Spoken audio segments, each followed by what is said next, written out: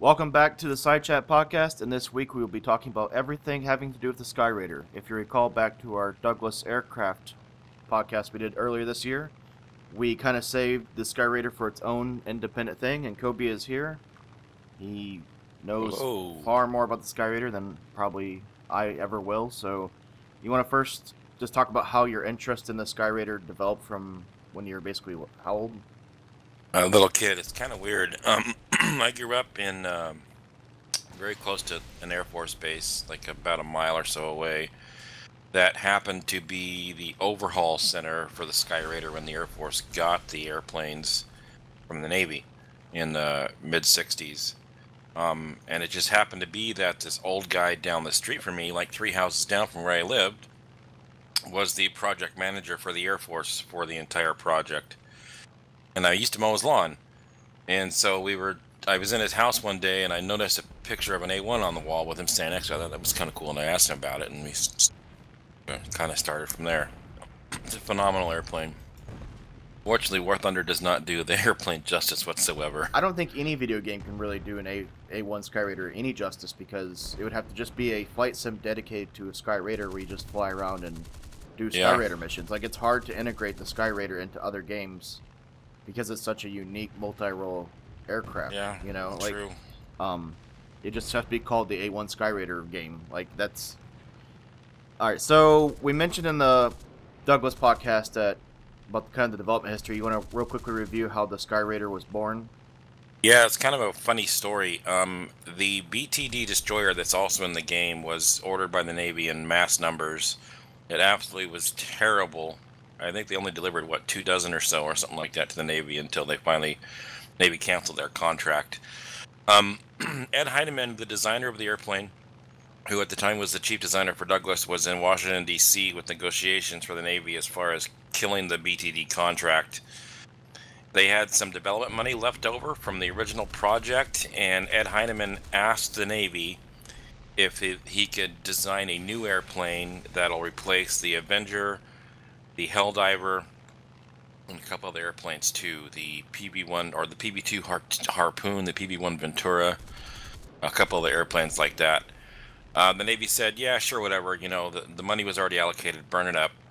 So he went back to his hotel room and basically overnight with his assistant designed the Skyraider on a piece of paper. That's it. The entire airplane was designed overnight in his hotel room, and the next day they took it back to the Navy and the Pentagon. The Navy said absolutely and signed a contract right there for it. Sight unseen. Well, because of that, there were some issues with the airplane. Douglas had to promise to build 2 airplanes a day for as long as production was around, so they had to really ramp up production very quickly. It used some of the same stuff from the destroyer. It used the canted tail that is a really neat idea. Basically, the entire tail of the airplane is built with a cant to the right, so you don't have to keep on adding right rudder trim to get the airplane to fly straight. You can fly the airplane at full power with your feet on the floor. It's got a couple of things. The landing gear is interchangeable from side to side. It's one of the first airplanes to actually have that. You can take off the right and bolt it on the left with no issues at all. It's got a bunch of innovative stuff like that. It was designed to be an attack airplane which could launch torpedoes and also dive bomb. Yeah, it's got 3 massive dive brakes on it, 2 on the side and 1 on the bottom. They're just absolutely huge. It could carry 2 torpedoes actually. Actually, I think it could probably carry 3 torpedoes short range, 1 on the center line, and then 2 in each wing stub. And it could carry all sorts of bombs and all sorts of good stuff like that as well. It basically carried more weight than the B-17 did. Yeah, it carried the bigger bomb load than the B-17, and it was also the first airplane that the Air Force, or that anyone bought, that could carry more than its own weight in ordnance. Pretty neat. And then the last thing I think we should mention is the maneuverability. I think the flight model isn't quite there in War Thunder for it quite yet. No, it's absolutely not. I think it's actually just I think in War Thunder, it's just a BTD destroyer flight model that they have in there as a placeholder. The Navy did a bunch of tests in the late 40s with the 82 and the 83 and the 84, and they had absolutely no problem outturning a Bearcat. That's with no weight on, of course. That's just with the stock airplane. Nothing external on it. Yeah. And that's But all, still, for an attack airplane, that's pretty freaking good. well, that's all horsepower. That runs that big ass what's that engine on that thing? Got a Wright 3350 on it. Huge engine. Which is pushing somewhere like 2,500, 2,700 horsepower. I think the later ones, the H's and the J's were like 2,700 horsepower. Yeah, That's quite insane. quite a lot. So you're gonna hear us call it the A-1 Skyraider, and we're gonna real quickly explain the naming designations that happen with this aircraft. Usually, you can name it two different ways. There's 81 through 87, but you want to explain the name change about halfway through? Yeah, the original the airplane was originally called the AD for Attack Douglas. The Navy had this stupid naming scheme, like the F4F is a fighter, the fourth fighter from Grumman. Grumman was F. F4U, it was a fighter, the fourth fighter from U, which at the time was Vought. They canceled all that in 1962. The Army had a weird naming system as well. They changed to a tri-service naming system, where everything basically followed the Air Force's version. So the AD became the A1. The airplanes that were around in 1962 when it happened were the AD5, AD6, and AD7. So they became the A1E, A1H, and A1J. There's never an I and there's never an O in the designations. Not so they don't get confused with 1 or 0. So hopefully that keeps that confusion at bay. But originally the AD-1, the first prototype, first flew almost a year after that designed the hotel. Yeah, it took about a year or so. The airplane was totally new. They had to build all the tools and everything else for it. And at the same time, they were also building production tools because the Navy wanted the airplane into service as soon as possible. Because the Avengers were just totally outclassed. The Helldivers were junk. They always kind of were junk, to be quite honest with you. And the other stuff, there was another airplane, the Grumman Guardian, the AF Guardian, and the AJ Savage that was way behind in development. So they needed something new very quickly. So at the same time that they were building the prototype, they were also building production tooling, which kind of slowed the project down a little bit. So first prototype, I believe, flew in like what, March of 46-ish? March of 46, that's correct. It went into production, I believe, in 47. June of 47. So it took about 2 years from inception to full production mode, which isn't really that bad. I mean, you look at the projects today, and well, yeah, look at the F-35, or actually the F-22. The F-22's been in development since the 80s, since the mid 80s. Actually, the early 80s, to be quite honest with you, once all the studies were done. So the 81, 242 of those built. June of 47 when they went to naval service. 15 hard points on there. Anything else you want to mention about this original production Skyraider? Kind of a pretty crappy airplane. It only had two cannons, one cannon in each wing. Nothing really special about it. It was the first version. Typically, first versions aren't that great. Which is pretty close to the aircraft that's in game as the 82. The 82 has a improved engine, and that's pretty much it. So the 81, 82. That's why you only see the 82 in game. I think is because, it's either the 81 or the 82. The 82 was a better aircraft, and it reached before the cutoff date easily. So that's why we get the 82. But could you tell a difference by walking around the 81 or 82? Could you tell a difference from the outside? No, probably not. Maybe the canopy. They changed the canopy shape a little bit, but I mean, you've got to really look at it to see. Other than that, and probably not, except by the serial number. And then the first Skyraider to really note is probably the 83, which is where a lot of changes started to happen. Yeah, they improved a bunch of stuff. It was still kind of a stopgap airplane, though. Yeah, different landing gear, had a stronger fuselage. They put a different canopy on there. And you mentioned that the 83 canopy is on the 82 model in game. That's correct. Yeah, it's got the wrong canopy in game. It should have a different canopy, a different shape. Could that canopy been? You think somebody grabbed the wrong picture of a Skyraider that day at Gaijin, or did... Absolutely, I do. I think they based it off of an 84. Okay. Which is in service during Korea. So the 84 is the more popular. That's the most popular Skyraider probably for the Korean War.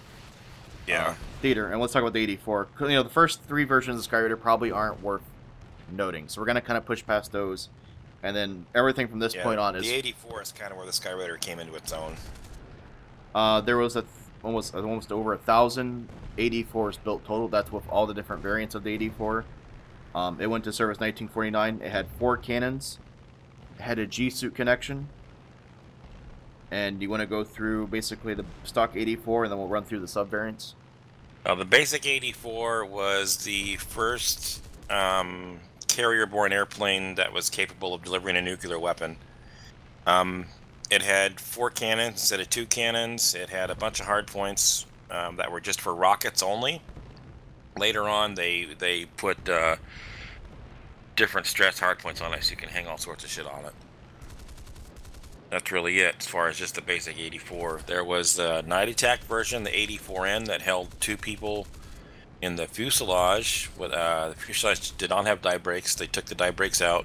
3 people total. It's worth mentioning pilot and then 2 people behind. Pilot and two radar operators. That's correct. Yes. There was a day fighter version of those airplanes that were converted during Korea because there was more need for day fighting, for day attacking, than there was for night attacking. So they took a bunch of new airplanes and converted them back to day fighters. There was an electronic warfare version for jamming signals and doing all sorts of radar stuff. There's also an 84W, which was an airborne early warning version.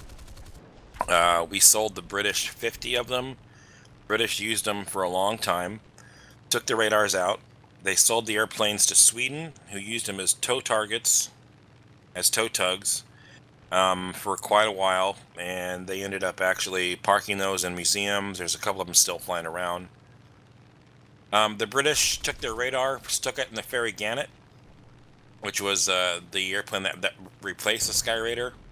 When they parked those airplanes, they took the radar out of those things and put them in the Avro Shackleton and flew them until 1992.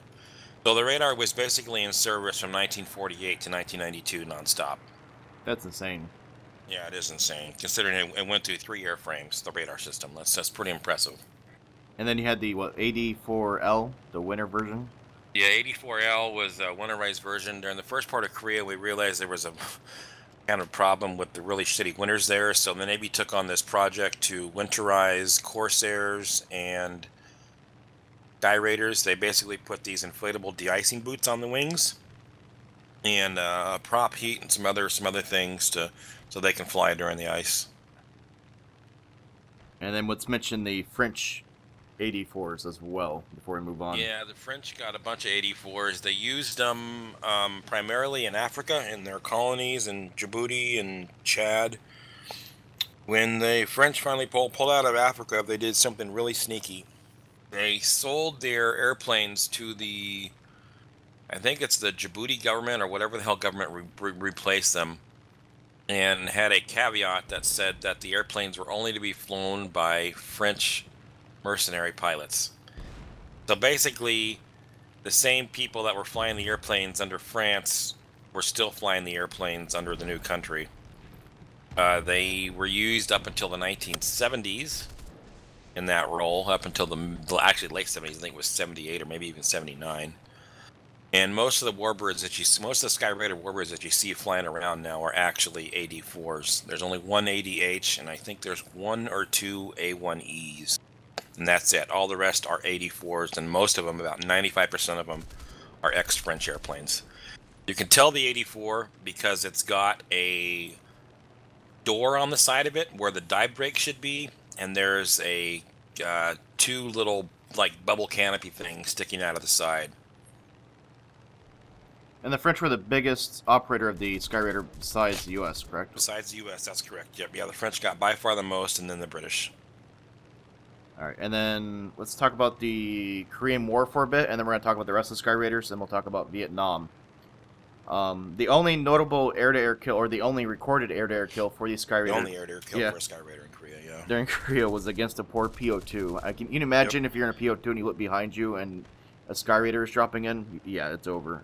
The Skyraiders flew how many missions? Just bombing attack missions, radar jamming missions, recon missions, you name it. Just sortie after sortie after sortie.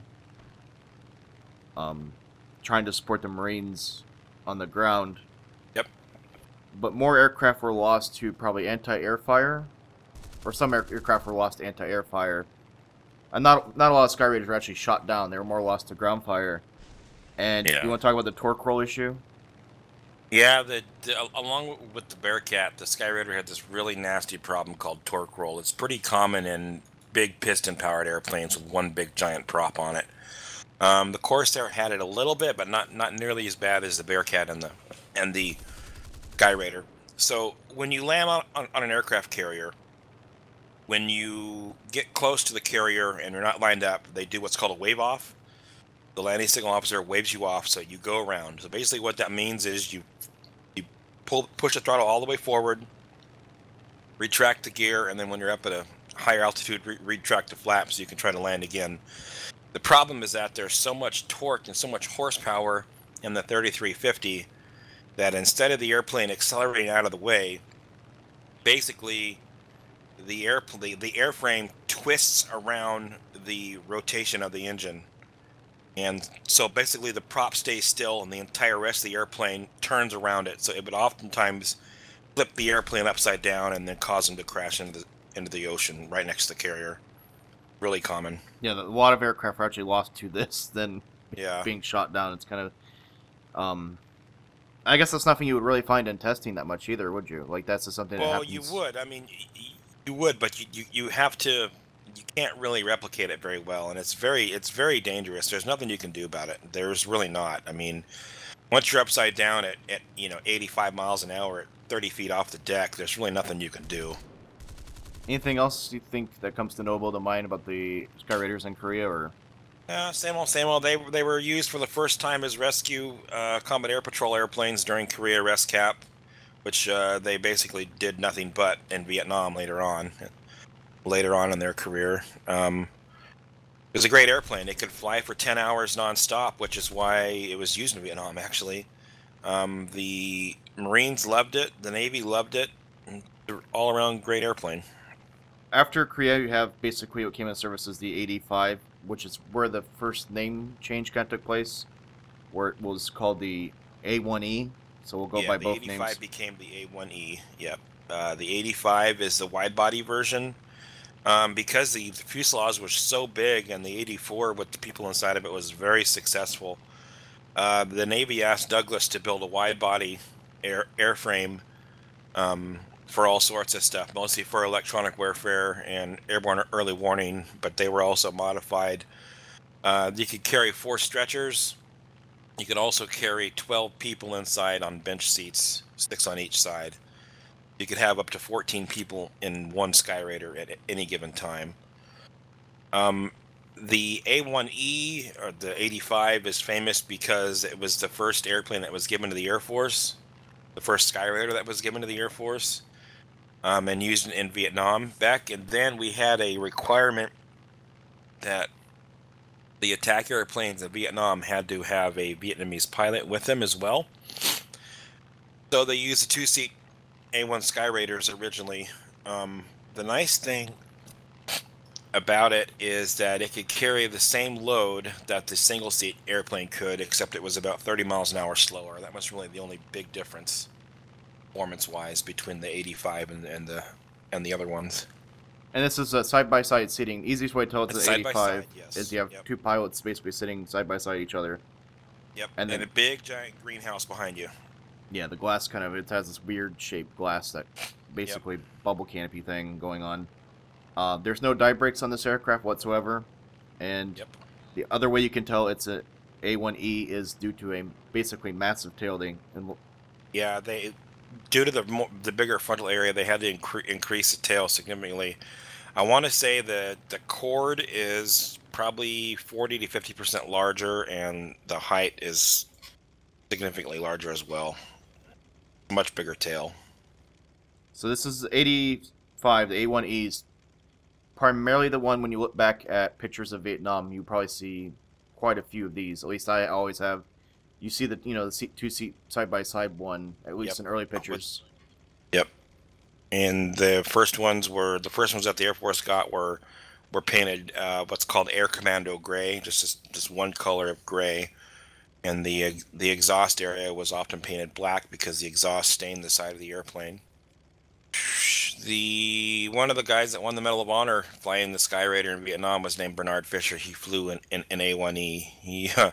He was pretty ballsy. He basically landed his airplane on this airfield in the middle of getting shot at to grab another guy that had got shot down and hauled him in his airplane and flew back. Pretty phenomenal story. Bernard F. Fisher is his name. You guys should Google him. He just died last year, actually.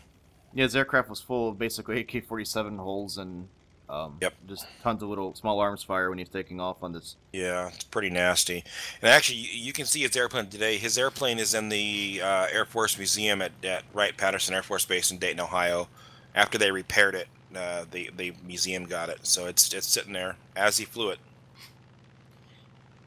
And then moving on, we have the best Skyraider of all time. This is probably, like I said, the A-1E and the A-1H are probably the two worth noting that you should probably, if you want to know anything about Skyraiders, these are probably the two models you should focus on.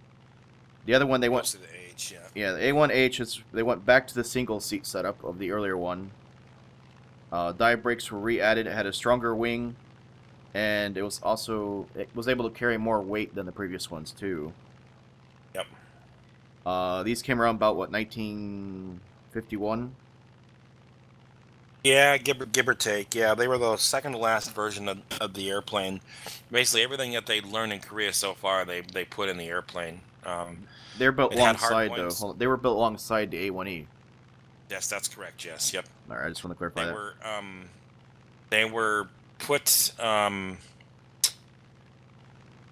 it's hard to describe. The hard points they were stressed for much more than just a rocket. You could put all sorts of stuff on the hard points. I mean, you name it, you could hang it on there. And the Air Force did, actually. They hung all sorts of shit on there. And those were also additional armor. Those are up-armored Skyraiders.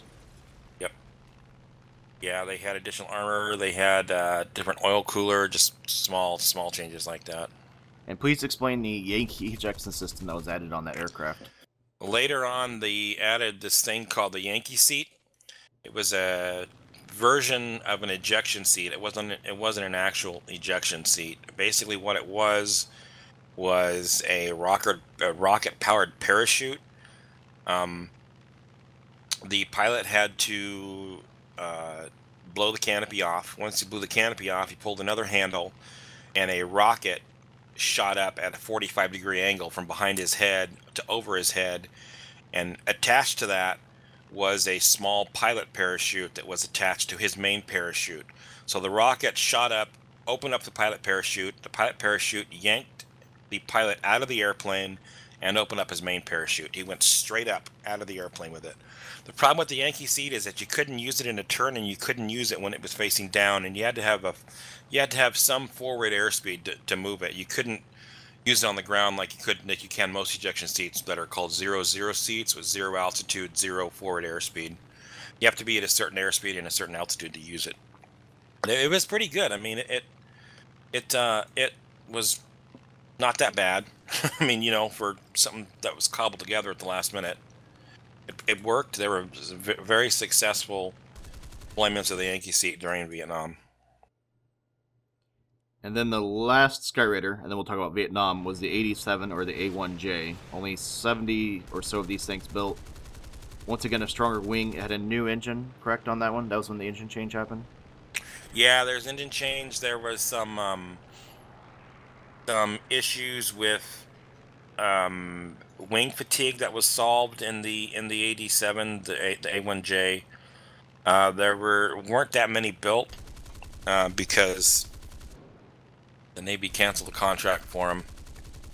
Ones that were built were actually put into service originally as air-to-air refuelers for other airplanes, and then they started hanging bomb shit on them. The A1J and the A1H are actually pretty much interchangeable. There's not that much difference at all.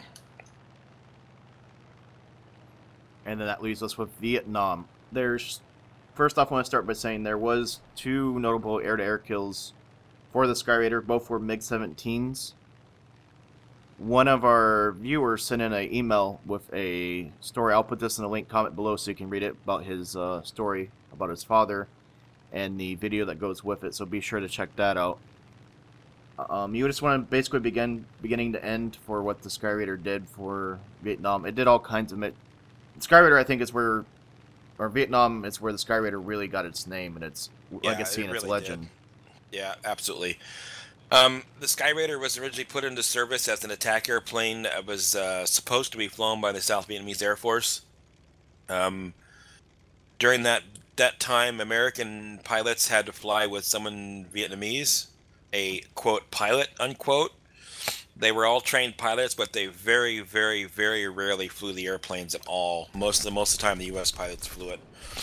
So that's why the original two-seat ones went in there. When basically all the A-1Es were pretty much used up, they brought in the A-1H because of what the airplane could do. Like I said earlier, the airplane could fly for 10 hours nonstop. So they used it as basically a flying dump truck. Ground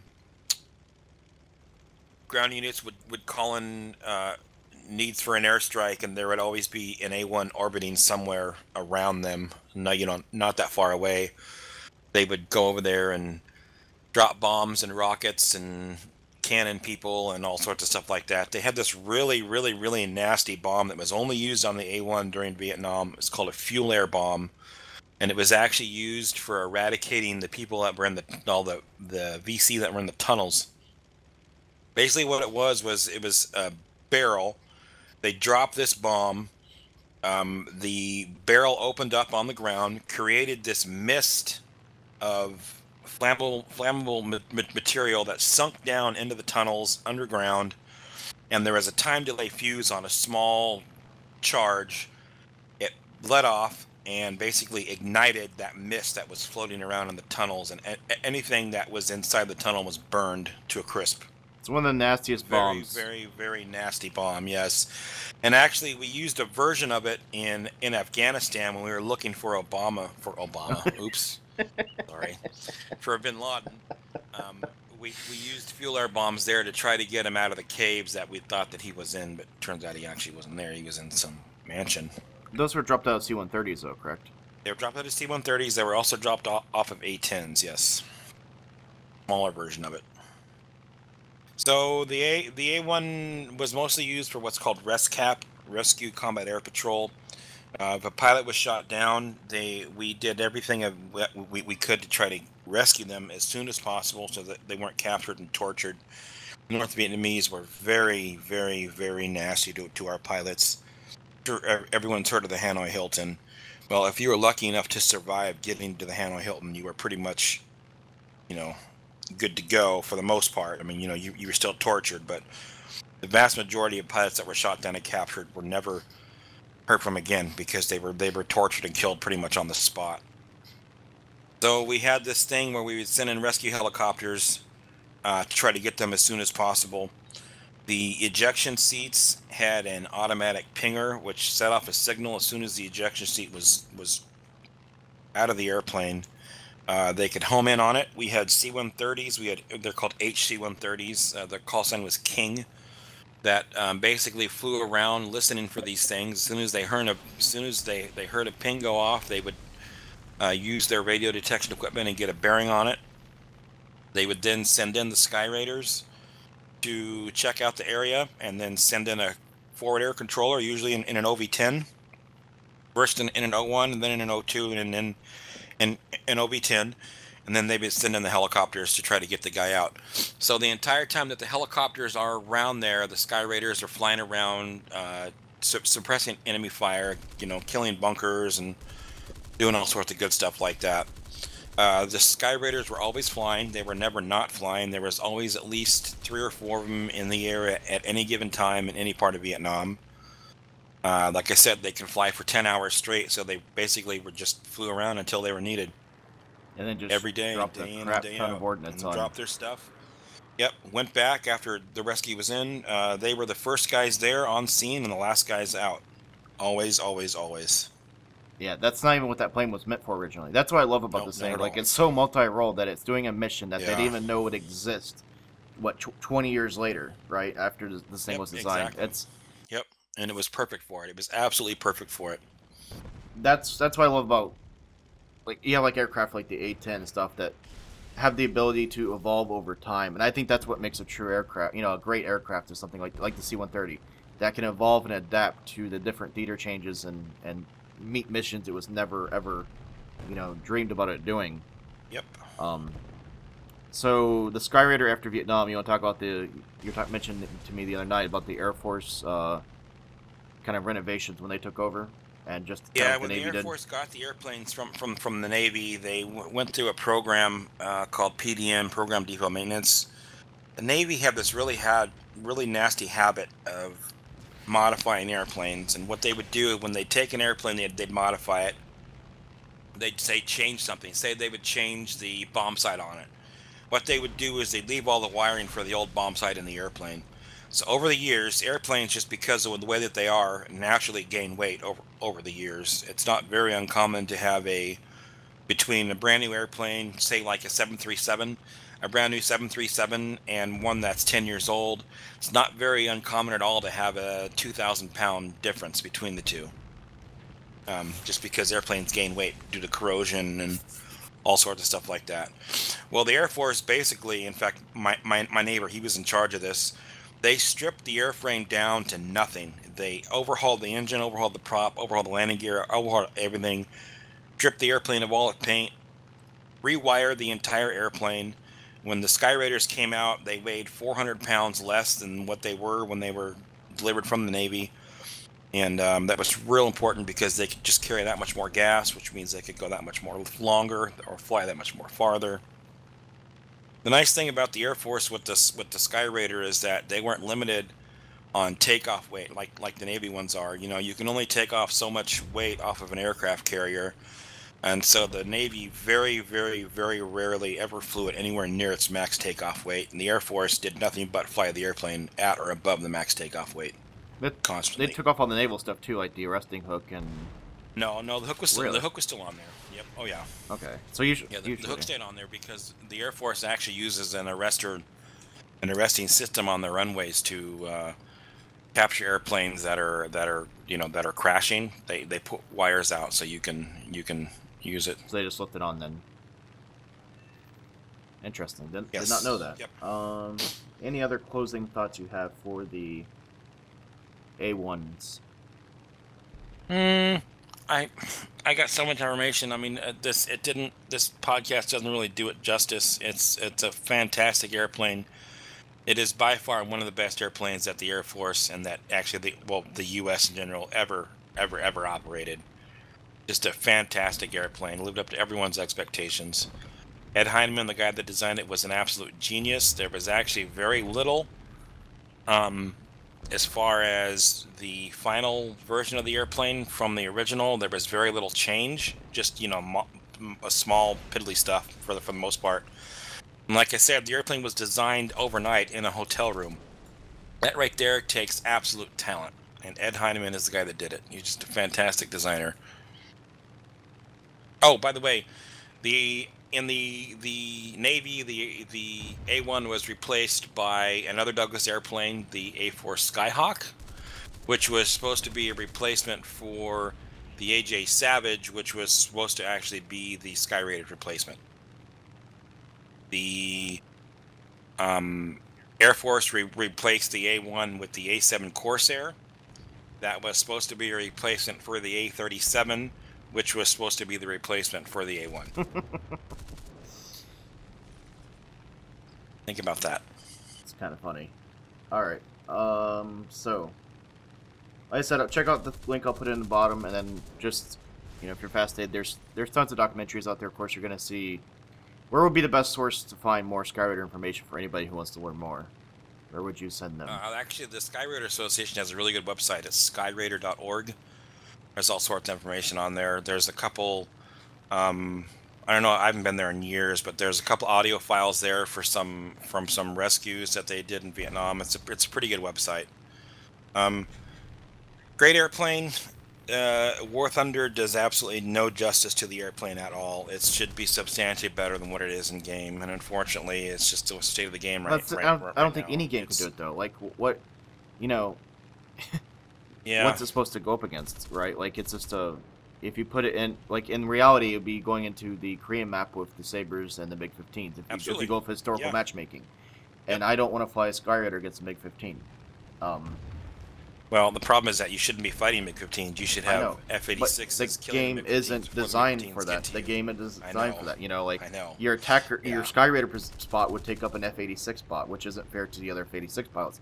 It's just not meant for a game like this. It's not meant for most games. Like, I don't think any flight sim, unless it was designed specifically for, you know, simulating a real Skyraider mission, you know, it'd probably be a lot better for a single-player game than any multiplayer game ever could. It's just, you know, it's there, it's neat to look at, it's a fun kind of gimmicky thing in game, but the Skyraider is so much more than what you see on your screen. You know, this game's more designed for planes like Spitfires and 109s than it is a multi-role aircraft. Yep. Speaking of 109s, our next series I'll actually be, we're going to have Bismarck on. It's actually been quite a while since he's been on a podcast. And we're going to be doing a 2-part 109 series. We're going to go basically through B through F, and then G through K. So if you have any 109, you could really help me out with this. If you have any 109 replays that you would like to share, as you can see in the game, I've had some others. Thanks to Mr. Turtle and Dragon for sharing replays. That, you know, this helps out a lot, and it gives you guys an opportunity to show off any of your great replays. So if you have any B, E, F, you know, G or K 109 replays you want to share and possibly be put into a podcast, please send those over to bohicaice@gmail.com as well.